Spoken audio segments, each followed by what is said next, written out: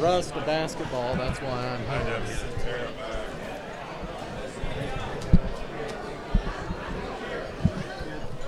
With Ezel, we're pretty well out of second base in for now. Well, I think what we're going to do is I'm big into being really strong up the middle. We got to be strong up the middle. I think we're going to move Kinley to second. Kinley go to second, probably put Jacob Nesbitt at third, and Ezel will play some second and probably play first, DH, and just put the guys, at least to start the season, let's get the guys that have been there, and just want to make sure we can make plays up the middle and make relay throws and turn double plays. So I think that's what you'll see this weekend anyway. When do you And then Connor, good for Saturday. And then what are the options? Connor doesn't even know that yet, so we'll go tell him right now. But yeah, we'll go right now. I'm not sure if it's going to be if we're going to throw Connor Saturday or Sunday, but he's going to be in there, and obviously Campbell can throw Friday. And I mean, you've got Costi Shock, you've got Wicklander, Cody Scroggins. I mean, there's 3 or 4 other guys. They all have been throwing really well. It's so what you see this weekend might not. It may be different against USC, different than next weekend, and I just want to make sure that we have a deep, strong bullpen. That's a big concern of mine, and we have the guys. It's just a matter of if we want to take one of those guys out and start. Connor's looked so good. Have you been surprised at all, given how long it had been since he faced live hitters? Well, probably the only thing I'm really surprised about, but then again with Connor, not really because I've seen him pitch, but it's been 2 summers, is his command. I know his stuff was going to be good. I knew he had a good breaking ball. But it's all the little things, like holding runners. He picked a runner off first the other day, and fielding his position, he's outstanding so far, and he's fairly quick to the plate, and just the little things like that, controlling the running game, and but he commands the baseball, and a lot of times young guys don't enough, like I spoke about today. Guys with good arm, they don't throw enough strikes yet. They will, and then him throwing a football, really for the last year straight, or since his high school career, and it's been a football. And to pick up the little white ball and be able to throw it where you want it, to me, that's very impressive.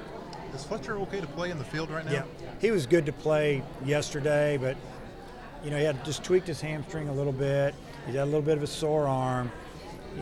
We kid him, all the time about you just waiting for the games to start. Are you really hurt? But he had a little tweak, and really the issue to me was the hamstring. But he could have played this past weekend and ran, and we're just trying to make sure.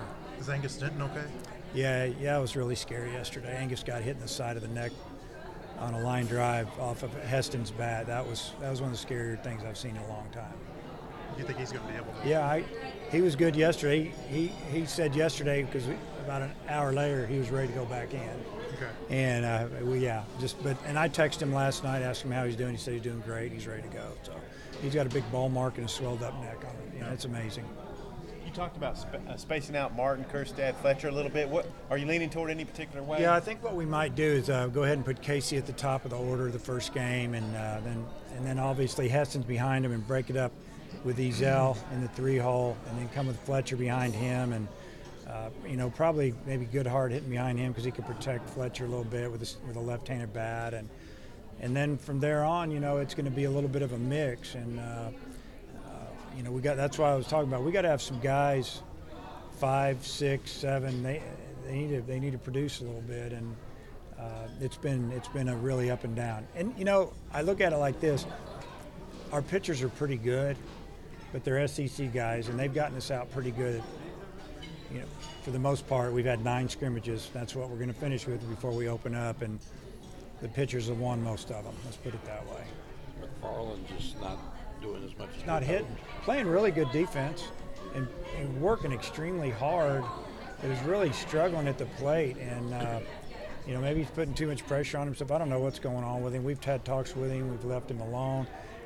I think he's going to snap out of it. He's had a good attitude, and we told him we're going to need you. Whether it's the first weekend a little bit or 3 weeks down the road, we need him to get it going. You mentioned Ezel playing first. Is that a possibility? How much have you been able to do that? Yeah, well, he's got a first baseman's glove. Ezel can play anywhere. he when what I mean by that is he's a baseball player. He's taken some ground balls over there. He's been over there a little bit. We haven't played him over there in a scrimmage because we're trying to see if he could play second. He plays a really good second base. He's just having trouble throwing. It's not ready yet throwing. So, yeah, there's a real good possibility you could see him playing Friday at first base. You talked a little about it up there, but Eastern Illinois, what do they bring to the table? Well, they have an older team. I mean, I'm looking at their roster this morning again, and they lost a lot of players off last year's team, but they replaced them with junior college transfers. So I'd say 3/4 of their roster or more is the juniors or seniors. So you get older kids, some of them don't have Division I experience, but they are older.